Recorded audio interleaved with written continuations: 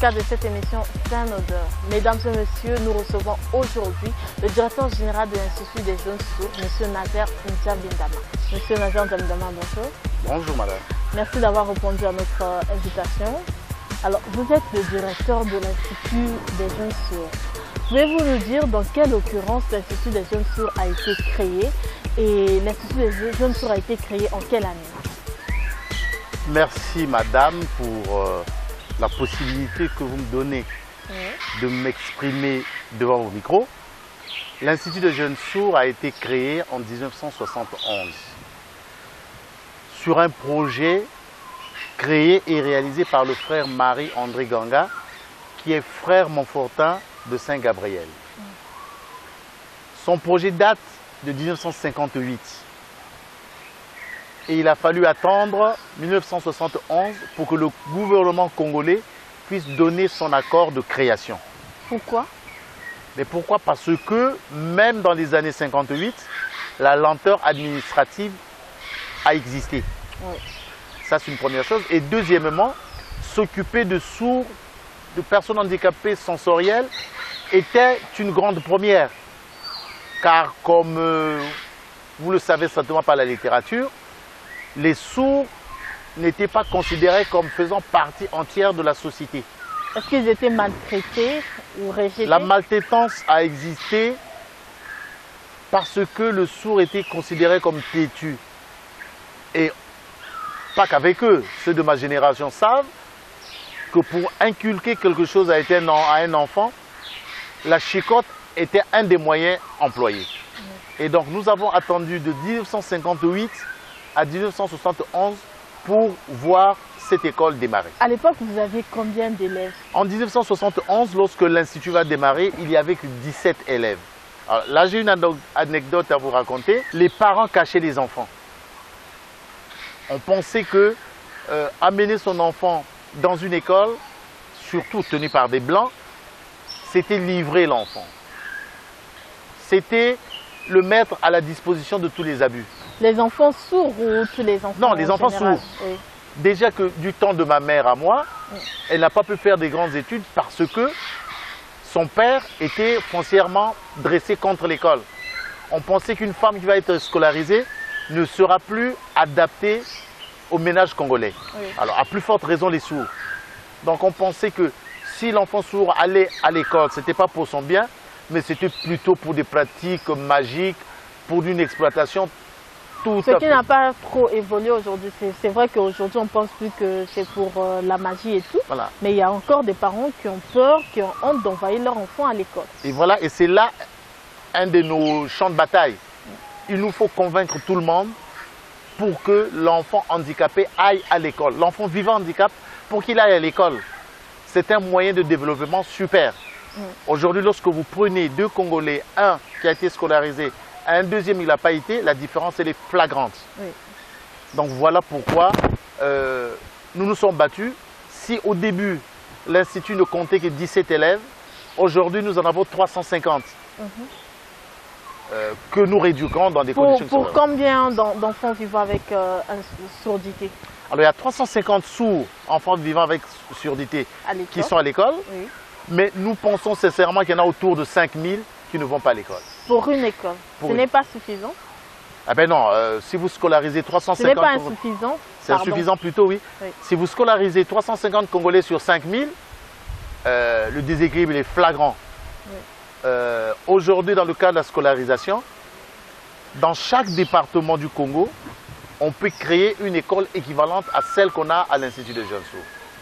Donc le problème de prise en charge s'exprime à nous avec pertinence. Mais comment le faire si aujourd'hui déjà l'Institut des jeunes sourds manque du personnel qualifiant? Comment le faire dans d'autres départements comme le Kouli, Kouilou, les Koumou et Ifondo par exemple? Ah ben, comment le faire? C'est une très bonne question. Oui. Et c'est là que mon travail de pédagogue a tendance à être politique. Dans tous les pays, c'est au gouvernement que revient la tâche d'éducation. Vous pensez qu'au Congo, ce n'est pas le cas? Au Congo, c'est le cas certainement, mais pas encore libéré totalement. Je veux dire, la tâche éducative doit revenir au gouvernement. Oui. Le gouvernement se bat corps et âme pour créer des hôpitaux, pour créer des mairies, pour créer des administrations locales. Oui. Aujourd'hui, nous tapons dans le dos du gouvernement pour dire qu'il nous faut des écoles de rééducation, de prise en charge des personnes handicapées. Parce que vous pensez qu'ils sont stigmatisés, Ben oui, la discriminés stigmatisation est énorme. Il y a 2 ans ou 3 ans, discutant avec un inspecteur d'éducation, la réflexion suivante a été livrée. Il a dit, mais pourquoi recruter des handicapés, des personnes handicapées à la fonction publique alors que les valides sont au chômage? C'est rétrograde, c'est très fort. Oui. Donc si à ce niveau, cette exclusion est exprimée sans gêne, moi je fais appel à la justice. En m'adressant au gouvernement, je dis, l'Institut des jeunes sourds est une structure privée conventionnée. Il faut que l'État montre l'exemple. Il faut dire que vous aussi, vous avez votre part de responsabilité là-dedans. Parce que vous, en 71, quand vous finissez, vous-même, vous n'êtes pas sourd, mais vous acceptez de vous donner corps et âme pour former les enfants vivant avec surdité. Oui. Mais pourquoi vous n'avez pas sensibilisé les autres? Ben écoutez, si en 71, moi je me consacre corps et âme à la surdité, c'est parce que l'État m'avait prévu un poste de prise en charge. Dès l'instant où le ministère de la fonction publique recrute quelqu'un, le met à la disposition du ministère des enseignements, l'État doit savoir que ce budget qu'on dégage pour cet individu doit également exister pour tant d'autres. Brazzaville n'est pas le Congo. La preuve, je félicite le président Denis Sassou Nguesso qui aujourd'hui a eu la lumineuse idée de faire dans tous les départements ce qu'on appelait la municipalisation. Vous ne félicitez pas le gouvernement? Ben, en félicitant papa, je félicite tous les descendants. Ça va de soi. Mais aujourd'hui, le président Denis Sassou Nguesso a lancé la municipalisation décentralisée accélérée. Je demande qu'on fasse la même chose pour les personnes handicapées, qu'on décentralise les institutions qui sont encore ancrées à la capitale. Oui. Aujourd'hui, je prends un département comme le Poul. Le Poul a connu ce qu'il a connu. Mais le traumatisme, il est grand. Il y a beaucoup d'enfants qui sont nés en forêt. Il y a beaucoup d'enfants qui sont nés, qui sont tombés malades dans des conditions de prise en charge aléatoires. Oui. Et dans les statistiques, lorsqu'on le regarde 97 et qu'on aille 7 ans après, on a un pic d'élévation des handicaps. Il y a d'autres croyances qui donnent que faire un enfant sourd, c'est une malédiction. Ah ben ça, c'est le gâteau préféré de mes frères, prophètes du 21e siècle. Donc c'est la faute à l'Église. Ben écoutez, quand un pasteur dit votre enfant s'il est sourd, c'est parce que vous avez péché dans une vie antérieure, j'ai envie de casser cet homme-là. Moi j'ai envie de le mettre au feu. Aujourd'hui, c'est souvent un problème de santé, un problème de génétique. Alors si moi je suis pasteur, qu'on me présente un sourd, je dis, dommage qu'il soit sourd, mais amenez-le à l'Institut des jeunes sourds. Amenez-le dans un centre de prise en charge. Mais je ne vais pas demander aux mamans de dormir par terre pour faire pénitence pour que l'enfant parle. C'est complètement ridicule. Mais c'est dû à quoi la surdité? À la surdité, je le ferai peut-être moins qu'un ORL, oui. Mais c'est une atteinte de l'audition, c'est-à-dire de l'oreille. Oui. Nous voyons des enfants dans les quartiers ou dans nos villages qui ont du pus qui sort des oreilles. Les gens intelligents appellent cela otite. Lorsqu'une otite est mal soignée, la captation des sons se fait mal. Or, nous parlons parce qu'on a entendu parler autour de nous. Donc si je parle une langue et que je ne l'écoute pas bien, je ne saurais pas la parler. D'accord. Lorsqu'on est malade, l'automédication, qui consiste à dire que mon ami Kelly a été soigné avec tel antibiotique, comme je présente les mêmes signes que lui, je vais voir les cliniques en tôle des quartiers pour recevoir la même injection, j'ai des risques de casser mon oreille. Donc ce sont des preuves tout à fait reconnues. Dans une famille où les grands-parents ont connu la surdité, il y a des chances que cette surdité réapparaisse dans les générations qui suivent. Donc ce n'est pas un problème spirituel. Ah, ce n'est pas un problème spirituel. La preuve, puisque vous parlez de spiritualité, lorsque Jésus rencontre un sourd, il est guéri. Oui. Il n'encourage pas à être sourd. Oui. Donc la spiritualité... Aujourd'hui, vous ne pensez pas qu'il y a des pasteurs qui peuvent guérir de la surdité? Alors la personne qui puisse guérir de la surdité, pour moi, le chemin est à l'hôpital. Et généralement, on ne guérit pas d'une surdité. Mais que cela se fasse, je suis d'accord. Mais de manière spontanée, Je ne demande qu'à voir. Oui, directeur, on voit ailleurs des personnes qui ne pouvaient pas écouter, écoutent maintenant grâce à l'appareil auditif. Est-ce que nous avons des moyens de se donner cet appareil-là? Alors, la science, elle est commune à tout le monde. Elle est ouverte à tout le monde. C'est chaque pays qui décide du comportement adopté face à sa population. Ici à Brazzaville, nous avons quelques cas d'appareillage. Mais ça coûte très cher. Ça coûte combien environ? Moi, je donne une moyenne de 600 000 à 700 000 francs par appareil. Maintenant, qu'est-ce qu'il faut faire pour pallier à ce prix? Alors, pour pallier à cela, je demande à mes amis les douaniers de voir leur hiérarchie pour qu'on classifie les choses. Un appareil auditif, c'est un problème de santé. Et ce n'est pas agréable d'avoir son enfant qui n'entend pas. Donc, on devait faire tomber un certain nombre de taxes. Vous savez, lorsque on envoie une empreinte auditive en France, on est obligé de jouer de tous les tours pour que la douane ne sévisse pas. Lorsque nous recevons un appareillage, il y a des taxes. L'appareil qui coûte 200 000 francs, vous avez... C'est ce qui fait que l'appareil... Bien sûr, ça va augmenter. Parce que l'appareil en elle-même n'est pas cher. Voilà, c'est pas cher, très cher au départ. C'est pas très cher. Mais toutes les taxes qu'on a en aval font que le coût s'élève. Et moi, je félicite, je passe du beurre sur le dos des douaniers pour qu'on pense à nous faire une législation de ce type. Que les problèmes de santé nous soient exonérés. Parce que plus tôt on a réduit qu'un enfant sourd, mieux il se comportera. Et aujourd'hui, nous avons un cas, on ne veut pas trop faire de bruit dessus. Il y a une petite fille, enfin il y a une jeune fille aujourd'hui dans Brazzaville qui s'appelle Sodi, mais la prise en charge a été précoce.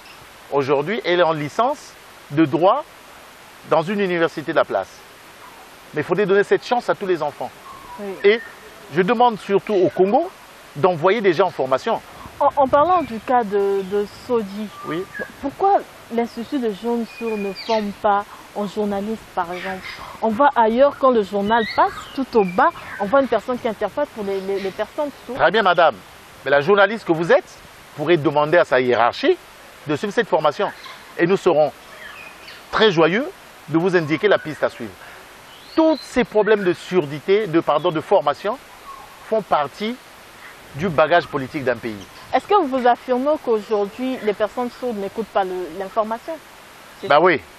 Si je prends le sourd de mon village, même devant une télé, il voit des journalistes parler, bouger des lèvres, mais il ne comprend pas ce qui est dit.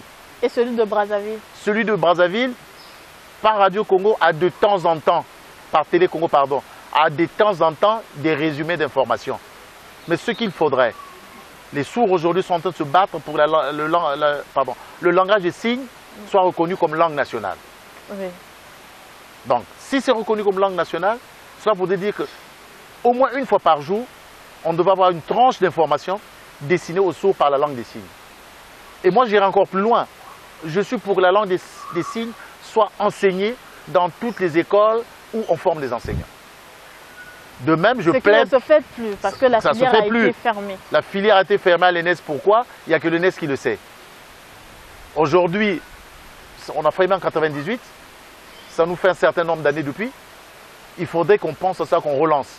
Même les formés de 98, aujourd'hui, ne sont plus dans les mêmes sillages. Mais quels sont les critères de recrutement de vos professeurs? Les critères de recrutement des professeurs, c'est avoir son diplôme de pédagogie spécialisé en enseignement des sourds. Mais aujourd'hui, faute de mieux, on prend les enseignants ordinaires qui pourraient se présenter et qui auraient un poste budgétaire. Des personnes ordinaires. Comment? Des personnes ordinaires. Ben, la personne ordinaire qui est professeur dans un lycée, qui est professeur dans un collège. Ou parfois vous confiez à des catholiques. Ben, les catholiques ont été très importants pour ce pays. Ils nous ont montré la voie. Ils ont montré au gouvernement, au peuple congolais, qu'un sourd pouvait être pris en éducation. Il ne faut plus s'arrêter là. Il faudrait qu'aujourd'hui l'État se dise, de 71 à 2014, l'Institut des jeunes fonctionne, ça a montré ses preuves. Aujourd'hui, nous, État, nous allons prendre la relève. Nous allons créer des écoles. Vous savez, je vais vous dire, les écoles d'infirmières, le métier même d'infirmier était réservé aux catholiques. Il y a des siècles passés. Parce que ça demandait une disponibilité dans la charité vis-à-vis d'autrui. La Croix-Rouge, pourquoi on a mis une croix? Au début, c'est une croyance. Par la suite, quand tout ceci a fait ses preuves, l'État a pris la formation du personnel de santé. Donc vous demandez qu'aujourd'hui l'État puisse je ne suis que pour ça, moi. Si demain matin, le président Sassou pouvait nous signer un décret qui dit construction des écoles décentralisées accélérées dans tous les départements, ce serait mon plus grand bonheur. Aujourd'hui, il faut créer des écoles. Brazzaville ne représente pas le Congo. Vous avez des enfants qui grandissent, qui naissent, qui grandissent, qui meurent sans éducation, si ce n'est de façon empirique. Mais que deviennent ces personnes qui n'arrivent pas... Ça devient des banamissaires dans les villages. Comme il est sourd, on lui confie les tâches que vous et moi nous ne voudrions pas faire. Il est fort comme un Turc qui va couper le bois. Il sait pêcher comme il ne discute pas avec les gens, donc il n'est pas distrait. Donc malmené. Mais bien sûr, malmené. Alors, ça et là, on trouve des exemples d'intégration réussie. Des femmes ou d'hommes un peu dingos, entre crochets, qui épousent une personne handicapée. Mais ce comportement doit être effacé. Une personne qui vit avec handicap a le droit d'être éduquée, d'être prise en charge, d'être une personne citoyenne à plein temps, à part entière dans notre société. Voilà ma bagarre, c'est celle. Des parents qui n'arrivent pas à faire face aux déficiences auditives de leur enfant, qui n'arrivent pas à accepter l'état de leur enfant. Alors j'ai une petite solution. Vous allez dire que je suis dictateur, mais là, je m'en prends moi aux chefs de quartier et aux chefs de bloc. Les chefs de quartier devraient dénoncer ces attitudes-là. Lorsqu'on sait que dans une famille vit une personne qui porte un handicap et qu'elle est cloisonnée, qu'elle est reculée, le chef de quartier devait dénoncer cette personne à la mairie. Et la mairie a un service social qui devrait orienter les familles vers les écoles de prise en charge, vers les centres de prise en charge. Quels sont les livres adaptés à la formation des enfants vivant avec surdité? Alors, les livres adaptés aux enfants vivant avec surdité sont les mêmes que pour les enfants entendants. Sauf que il y a un surplus d'explications qui viennent de par la professionnalisation des pédagogues. Mais c'est le même programme. Il n'y a qu'un seul programme au Congo pour passer le bac et c'est celui-là. Un seul programme pour passer le CEP et c'est celui-là. Il n'y a pas une demi-mesure pour les personnes vivant avec handicap. Il n'y a pas de demi-mesure pour le CEP, pour le bac. C'est le même programme, mais c'est la transmission qui va différer. Et vous présentez aussi les enfants vivant avec surdité au bac? Les enfants au bac, nous sommes en voie de partir. Il y a depuis 71 jusqu'à aujourd'hui. Penses-tu que depuis 71, on a formé des gens qui ont été pendant longtemps bloqués au BET, au BMT? Pourquoi? C'est parce que l'accès au lycée n'avait pas été prévu. Je frappe à la porte de l'État pour dire, messieurs les ministres de l'enseignement supérieur, formez-nous des professeurs d'université pour prendre les gens au niveau universitaire. Monsieur le ministre de l'enseignement primaire et secondaire, formez-nous des professeurs de lycée pour prendre en charge les enfants sourds. Et jusqu'à aujourd'hui, il n'y a pas de... Pour l'instant, on pousse la porte, on avance à petits pas. S'il nous faut arriver à Ngamakoso, en partant du rond-point de la Padoua, pour l'instant, nous sommes encore qu'au plateau des 15 ans. En 71, quand le frère André Nganga crée l'Institut des jeunes sourds, le président Marien Ngouabi, pour prouver sa bonne foi, va offrir un bâtiment à l'école. Tout à fait. Un bâtiment qui est devenu aujourd'hui infréquentable, mais vous continuez d'enseigner les enfants dans cet état. Est-ce que vous ne pensez pas que c'est un crime que les enfants fréquentent comme ça? C'est un crime, ça dépend qui est le criminel. Si le criminel est le juge, il n'y a pas de crime. Mais vous avez l'argent pour faire ça. Vous avez une direction, vous avez un secrétariat, vous avez un budget. Je reprends, l'Institut des jeunes sourds ne peut pas faire face à ses dépenses tout seul. Je vais vous dire, du temps où... Vous avez un budget de combien? Excusez-moi. Le budget de quoi? De l'Institut. En termes de quoi? Pour subventionner, pour acheter du matériel, parce que vous faisiez la pratique là-bas. Ben oui, vous mélangez plusieurs choses. Oui. Il a le budget de fonctionnement, qui est déterminé par l'État pour un établissement. Il y a le fonctionnement qui revient à l'État. Aujourd'hui, le problème de l'Institut des jeunes, c'est celui-ci. C'est un centre conventionné. C'est-à-dire qu'il y a un accord entre l'État et l'Église catholique pour que ce centre fonctionne. Alors, comme dans les familles, l'enfant qui est l'Institut des jeunes sourds est victime de la rivalité entre papa et maman. Donc il y a une rivalité entre l'Église catholique et l'État. Je vais vous donner un autre exemple. L'année scolaire au Congo commence en octobre. Oui. L'année commerciale commence en janvier. Lorsque vous faites une recherche de fonds pour faire vivre, pour fonctionner d'octobre à décembre, on vous dit attendez qu'on ait voté le budget. Lorsqu'il est voté, le budget n'est pas décaissé au 1er janvier. Il va être décaissé vers mars, février, mars, avril. Donc, on vous paie le premier trimestre commercial qui correspond au deuxième trimestre scolaire. Donc, lorsque vous avez touché un trimestre, il vous faut éponger les dettes du premier trimestre, qui est octobre, novembre, décembre, qui est la fin pour l'État, et les dettes en cours, janvier, février, mars, qui est pour vous le deuxième trimestre, mais le premier trimestre commercial. Donc, vu sous cet aspect, aucune école ne pourrait survivre. Voilà pourquoi nous nous plaignons, on dit, nous avons de l'argent, mais nos écoles laissent à désirer. Ce qu'il faudrait, c'est une politique nationale sur tout ce qui est centre d'État. Et moi, je félicite le ministre de l'enseignement technique, Serge Zoniaba, qui est en train de mettre de l'eau, qui est en train d'apporter de l'eau au moulin, tant soit peu. Mais aujourd'hui, moi je pense que pour le cas de l'Institut des jeunes sourds où les enfants ne paient pas, la scolarité est gratuite. Pour ces enfants-là, il faudrait que l'État ait un regard nouveau, qu'il s'impose pour dire, ce sont des enfants congolais qui sont au Congo. Lorsqu'on parle de réhabilitation, je réhabilite totalement. Lorsqu'on parle de fonctionnement, je donne le fonctionnement adéquat. Il y a quelques années en France, un enfant handicapé sourd, pour ceux que je connais, avait à peu près 100 € de prise en charge par jour. La prise en charge journalière de chaque enfant était de 100 €. Mais ici, ils ont combien? Ils n'ont rien. Ça, et comment font les enfants qui vivent à Pointe-Noire, à Dolisie, à Oyo pour se scolariser? Eh bien, lorsque nous avons un parent à Brazzaville et on vient à Brazzaville. Je vais vous donner un autre exemple qui m'arrive. Il y a un petit garçon dont je tais le nom qui vit à Oyo. Oui. Son père va se reconnaître, m'a amené cet enfant à Brazzaville parce que l'enfant n'entendait pas. Nous avons appareillé l'enfant grâce à une association qui doit être de M. Christel, je crois. On a appareillé, Daniel Sassou, je ne sais plus exactement. Cette association a pris en charge l'appareillage de cet enfant. Oui. Mais alors, mais il n'y en a pas beaucoup comme ça. Et l'enfant qui est à Makwa, il fait quoi? L'enfant qui est à Ouesso, il fait quoi? L'enfant qui est à Madingoka, il fait quoi? Donc il faut créer des écoles. D'accord. Ça serait votre dernier mot. Il faut créer des écoles. Monsieur Nasser Ndjamidama, directeur général de l'Institut des jeunes sourds, merci d'avoir répondu à notre invitation. Ben, merci madame, c'est moi qui vous remercie le plus. Mesdames et messieurs, merci de votre aimable attention. Nous vous retrouvons la semaine prochaine à la même heure sur cette chaîne. Merci de nous renouveler votre confiance.